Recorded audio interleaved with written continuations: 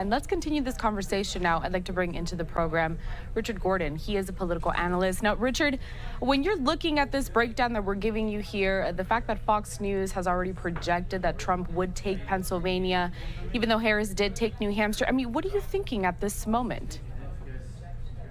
Well, first of all, good morning, and it's good to see you.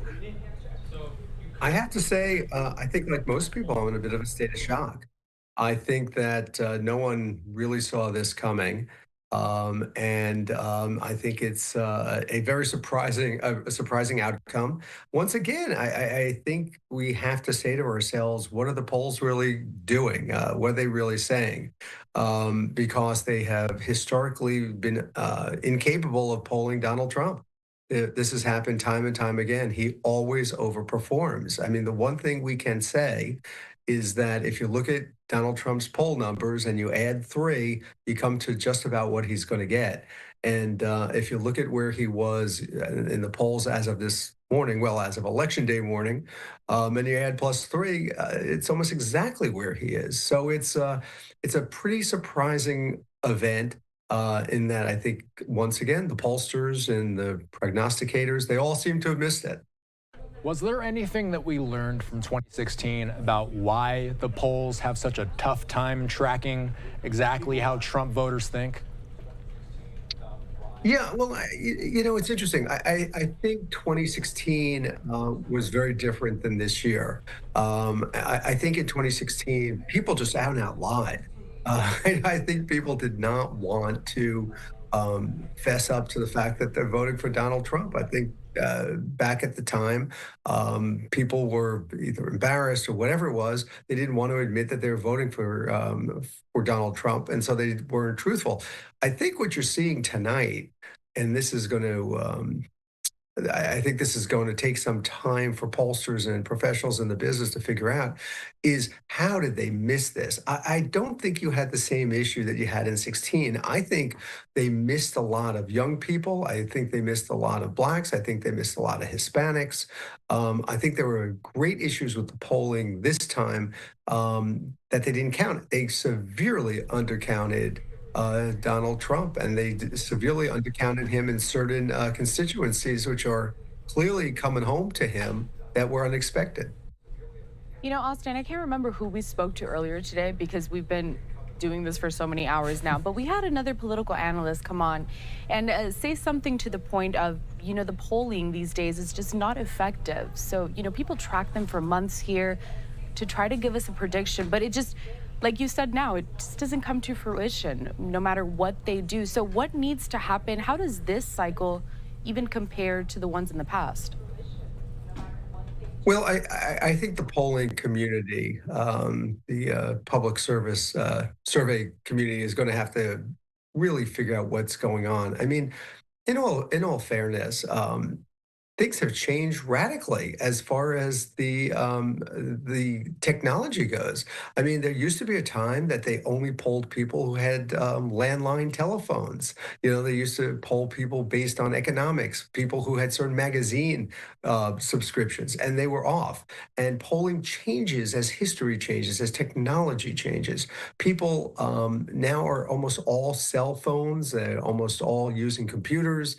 It's a very different way to reach the public. And I think the polling community is going to have to figure out a way to do it, or it's just not going to get used anymore. You're not going to report it anymore because it has no relevance if it's not true. And if you look across the board tonight, not just in the presidential, but in other ways, there have been major changes that they just didn't pick up. So, Richard, question about the blue wall. We've talked so much about Wisconsin, Michigan, and Pennsylvania. I've said multiple times tonight that ever since 1992, these three states have voted together. In 2016, they voted red. Every other time since 1992, they have voted blue. Why is it that these three states tend to vote together? Well, it's interesting. It makes sense they vote together. We've created states sort of somewhat arbitrarily, somewhat historically, but the people are the same. The issues are the same. The issues of someone in Wisconsin and Pennsylvania are very, very similar. People voted tonight for their pocketbooks.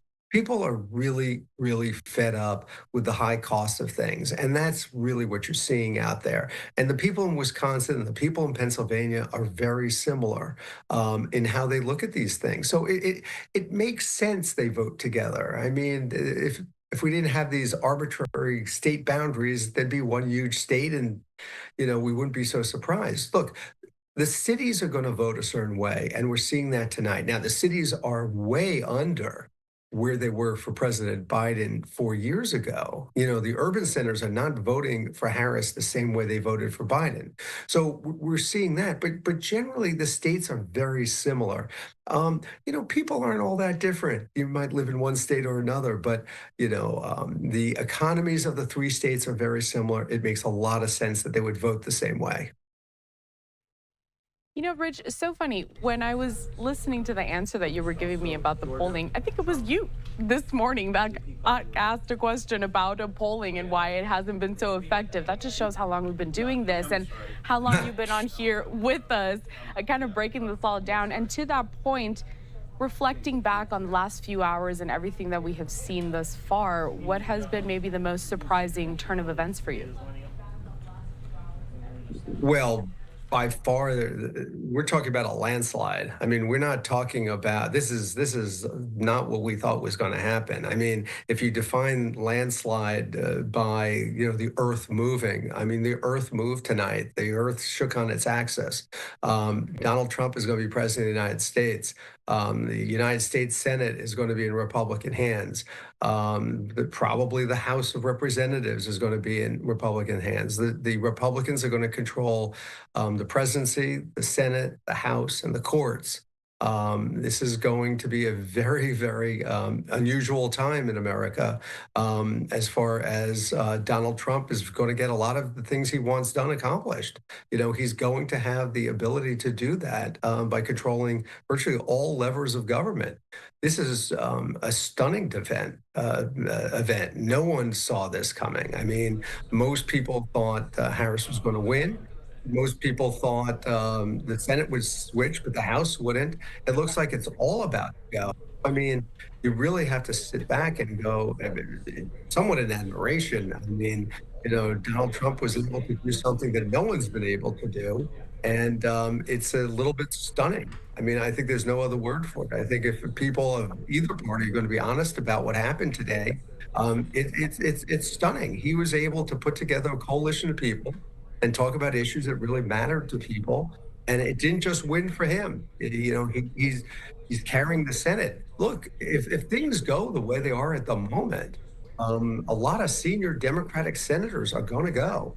Ohio's been called to the Republican. The Democrats are behind in Wisconsin.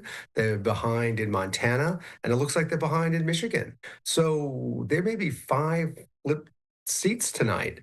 This is, you're talking, this is 1980. This is 1994. This doesn't happen all that often. This is a big turn of events tonight. This will change American history. Okay, so Richard, what I'm going to show behind me here right now is our House map. We haven't been checking in on this too often, but I heard you say that it's looking like it might flip or that it might stay Republican, I should say. 2 questions. Why is it seeming to you, what are you seeing out there that's indicating that it looks like that the Republicans will maintain control in the lower chamber? And then on top of that, if you can expand, what exactly does it mean when both the House and the Senate are controlled by Republicans and then potentially the White House? What does that mean for the power of the presidency? Sure. Let's start with the House. So the thing about the House is, I'm looking at the same type of numbers you're probably looking at as well. It would be so, and we're not going to know the official numbers on the House for days, right? That's going to take days to come in, and this could be very close. It would be so unusual for the Republicans or whoever it is to sweep the way they are. Look, Donald Trump is going to win, probably going to win the popular vote. That is unheard of. This is a guy who never gets over 46% of the vote. It looks like he is going to win the popular vote. So if you're going to win at the top of the ticket, if you're going to be at the top of the ticket running for president and you win like this and you're winning at the Senate level at unprecedented amounts, it is likely, it is very, very, very likely that you're going to win the House as well. Now, talking about power, you know, when you have split government, one house holds up the other. Look what the Senate did this year. Look what the House did on the immigration bill, for example. You know, the President Biden put forward a comprehensive immigration bill. The Senate wanted it. Conservatives in the Senate wanted it. They couldn't get it through the House. Well, you're not going to have that anymore. Now, the president is going to propose something. He's got both the House and the Senate. They're going to go with him, and they're going to vote the way they want him to vote. Donald Trump has the opportunity to be one of the most effective presidents, you know, in many, many, many years, because they're going to approve virtually anything he gives them. And that is going to change an awful lot of things. And let's just make one comment about the courts. You know, he has put 3 people on the United States Supreme Court. We don't know how many more people are going to come up in the next 4 years. This is not about tonight or the next 4 years. This is fundamentally changing American government. And the reason I say that is, you know, when you get a 6-year Senate term, these people could be in office a very long time. The Democrats have dug themselves a massive hole that is going to take quite some time to dig out of. Richard, I do apologize. I want to interrupt, though, because Fox News is now actually projecting that Donald Trump has won the presidency and he will be the 47th president of the United States. Now, that's after they projected that he won Pennsylvania, and they're projecting that he's going to take Wisconsin as well. The Associated Press has not confirmed that as of yet, but I did want to break in and just let our viewers know, you as well in Austin, because we have been at this all day today. So this is really stunning news here. I'd like to hear thoughts from both of you. Austin, of course, because you've been here for hours on end, and Richard, you as well. Well, you know, and I think these images are telling from the Trump campaign party. We're starting to see the celebrations. We're starting to see the typical behavior we see whenever a candidate wins the big one. And as we've said, Fox News has called this thing in favor of former President Trump. The reason why we here at Live Now have not been able to confirm it ourselves is because we're working with numbers from the Associated Press. So far, the AP has Trump at 247. The AP not comfortable enough to call Pennsylvania, 1 district in Maine, and 1 in Alaska. There's also something to be said about Wisconsin and Michigan as well. Trump does have leads in all of these states. It's possible that as the night goes on, we will hear some news from the Associated Press. But for now, that's why one outlet is saying one thing, and that's why we're not quite able to report that same news just yet. The Associated Press not giving us the call in Pennsylvania. That's why, Carell. But Richard, this really speaks to your point when you're saying this is a landslide and truly a historic moment when we've seen what Donald Trump has been able to accomplish in this election cycle, not being able to beat out Biden in 2020, but yet now in 2024, Fox News projecting him to be the next president.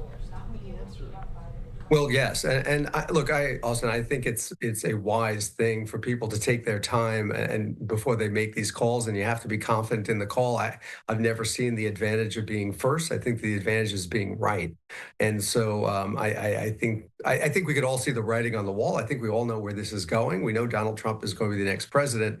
But, you know, we will wait to see a little more counting before people are certain on that. Look, he has done something amazing, nothing short of amazing. And it's going to take us a couple days to really look into it. But, you know, the number of Black voters who have voted for him in so many different places, the huge number of Hispanic voters who have voted for him is historic. And he deserves credit for that, obviously. But, you know, when you look at this, you know, the Democratic Party has really ridden 2 issues all this time.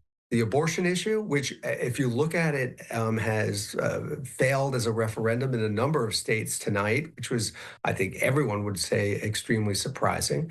So they've written the abortion issue, and they've written the anti-Donald Trump issue. Well, when people are not satisfied with their lives, when people aren't happy with their ability to afford the things they like to afford, to do the things they want to do, to have the future they want to have, those are the most important issues for people. And that is what they try.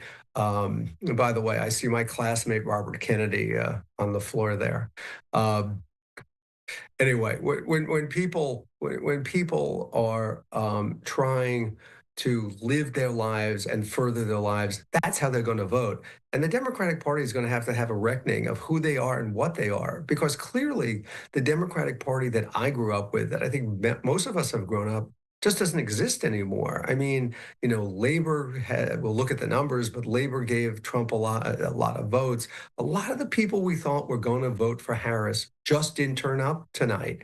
And the voting numbers are high. So it's not that she didn't get a lot of the vote, she just got a lot less than she needed. And if you look at this thing county by county, she is running behind Joe Biden. Virtually, I can't even think of a place she's running ahead of Joe Biden. She was running behind him almost everywhere. And, I realized pretty early in the evening when I saw North Carolina, when I started seeing that the governor-elect, Josh Stein, was running way ahead of her, and that, people were splitting their votes. That people were splitting their votes, and people were voting Republican for president and Democratic in some places down ballot. It made me realize if they're doing that in North Carolina, there's a good possibility they're going to do that in the blue wall states also. So I think the writing has been on the wall for many, many, many hours, actually. All right, Richard, I want you to stick with us here. I do want to bring up another point here, though, as we are getting some more races that are being called. I'm going to put up a graphic on the screen.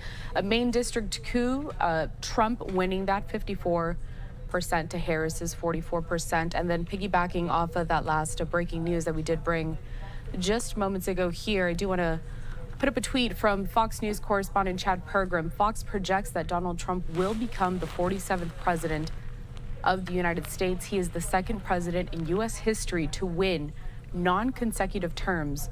The first was Grover Cleveland. So bringing back now Richard Gordon, political analyst, and also my colleague here, Austin Westfall. Austin, I know you had a point you wanted to make to Richard. Well, and also just bouncing off of what Chad was saying there, Grover Cleveland was the 22nd and the 24th president of the United States. It's been quite some time since we've seen a dynamic like this happen.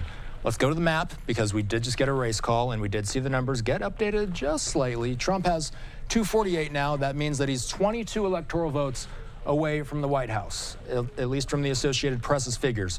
Where are those votes going to come from eventually? Well, if he gets Pennsylvania and if he gets Alaska, that's a done deal right there. Pennsylvania, let's check in. Let's just see where they're at. 94 now, 94% of the votes counted.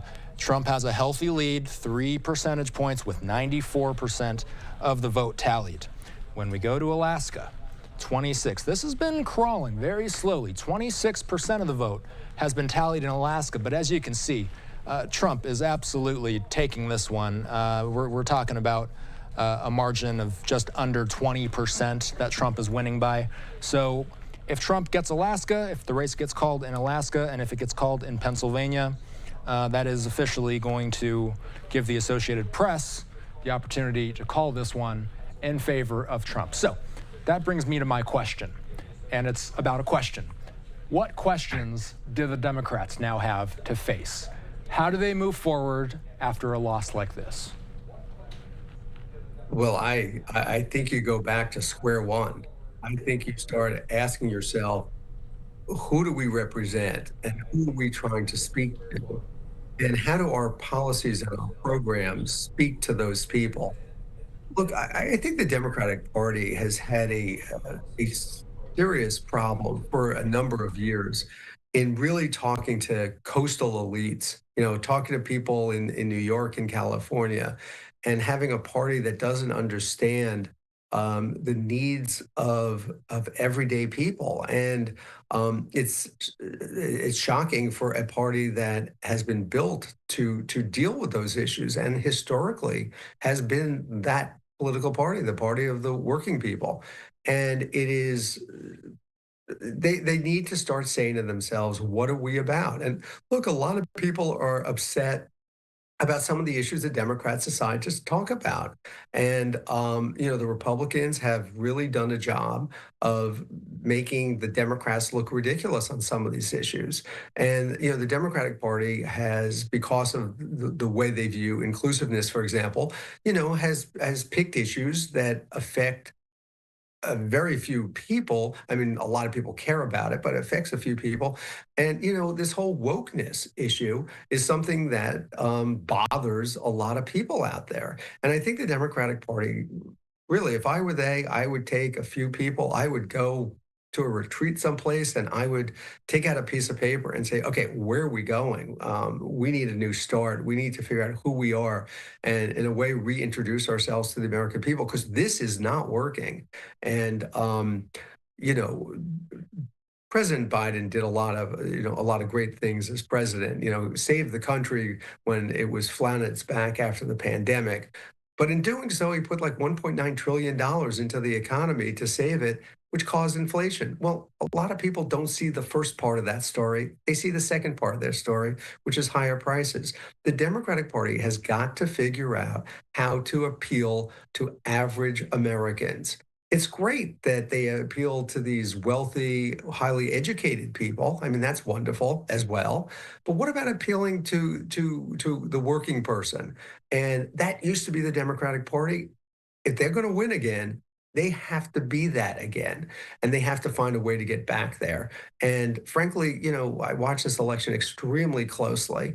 I think the vice president did a good job on a few issues, talking about money for new people who are going to buy their first home, talking about small business, talking about other things. But I think it's a little too late. And I think the Democratic Party has to really search its soul. Now, everyone is going to comment, well, if they went to the left, this would have worked. If they went to the center, this would have worked. The party has to figure this one out. And I think it's going to take time. I think it's going to take time. And, the one thing historically, if we look at this thing, 2 years from now, in a way, will be the sixth year of Donald Trump's administration, right? And midterms of presidents in their second term are usually really bad. They lose a lot of seats. That is a hope the Democratic Party has.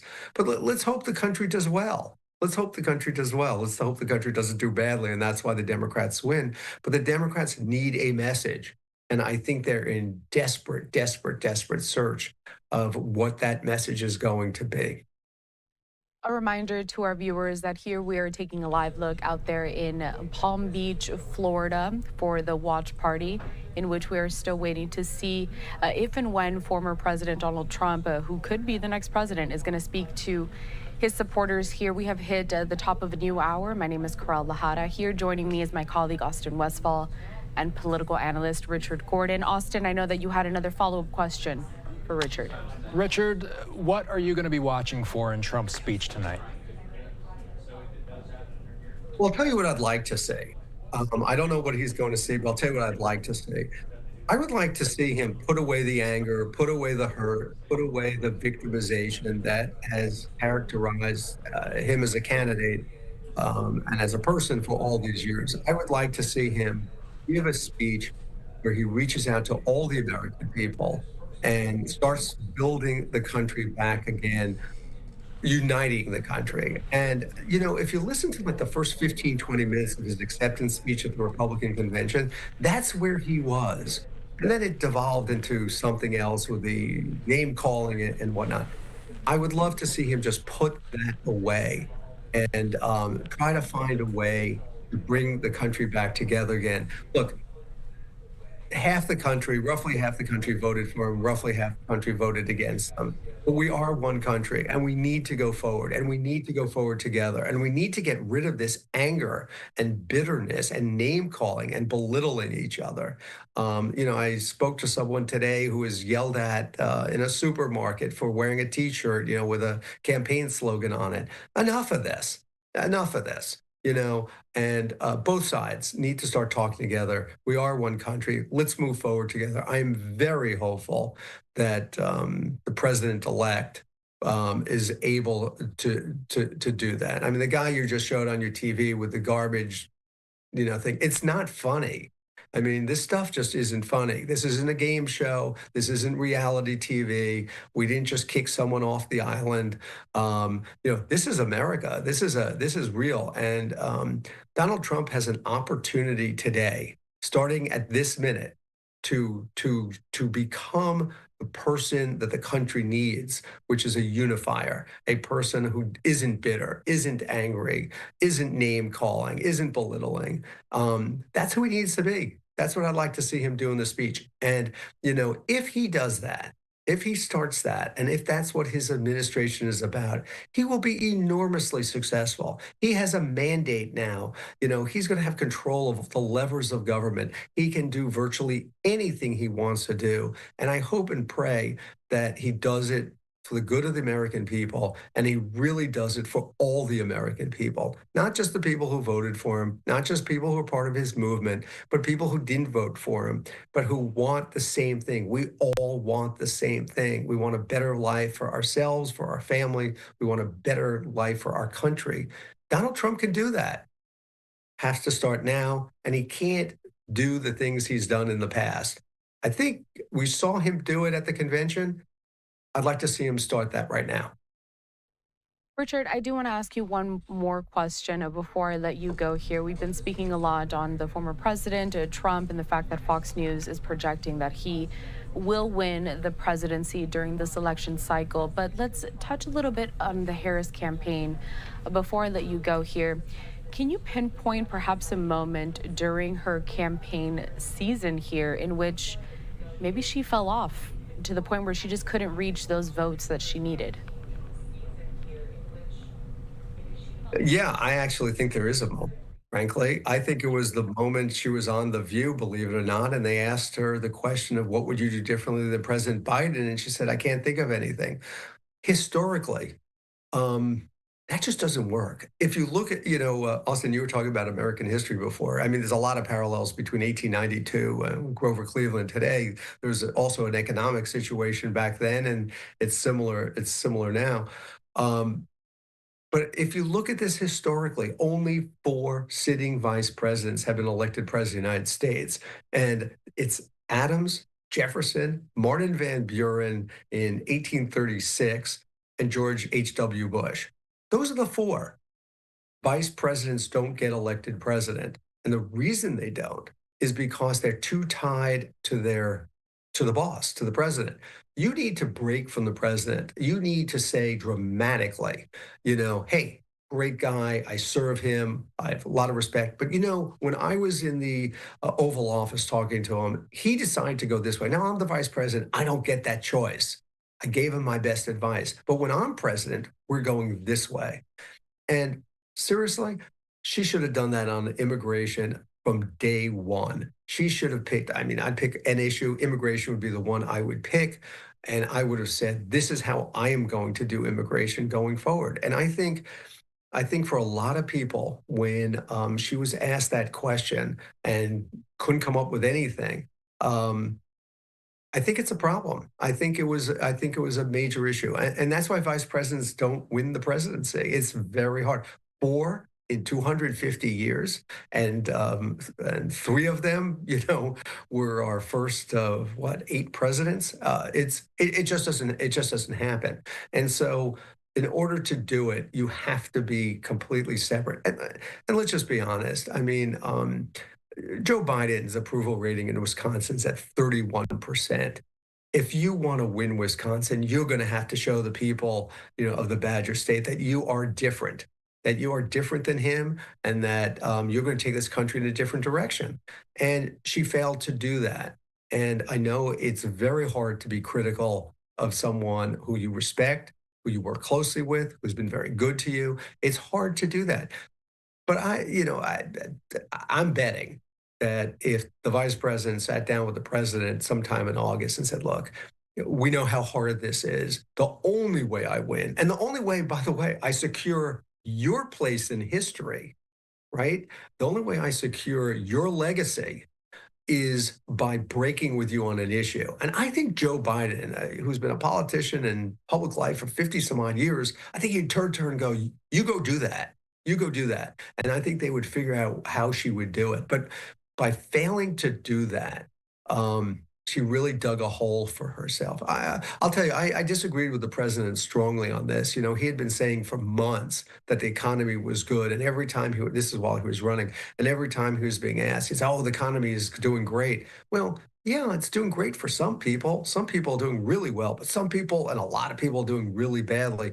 He never acknowledged that. Now, Harris did acknowledge it. I think she needed to be much more forceful.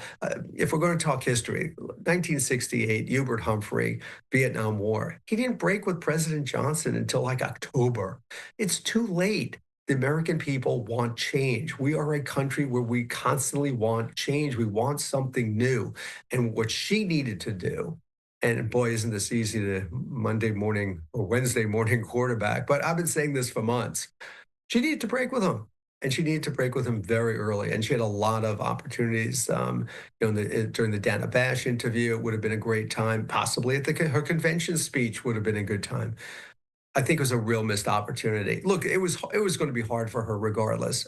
Overcoming Joe Biden's negatives was going to be difficult, no matter what she said, no matter what she did. We all get it. But without that, I think the hill was just too steep. Right, Richard Gordon here, political analyst. Also, my colleague Austin Westfall. Thanks so much for joining me here very late at night right now, as we have been reporting that Fox is projecting that President Trump will be once again. We're still waiting for the Associated Press to confirm. But again, Richard, we really appreciate your time. You've been with us really all day. Austin, you as well. I'll check in with you guys soon. Thanks.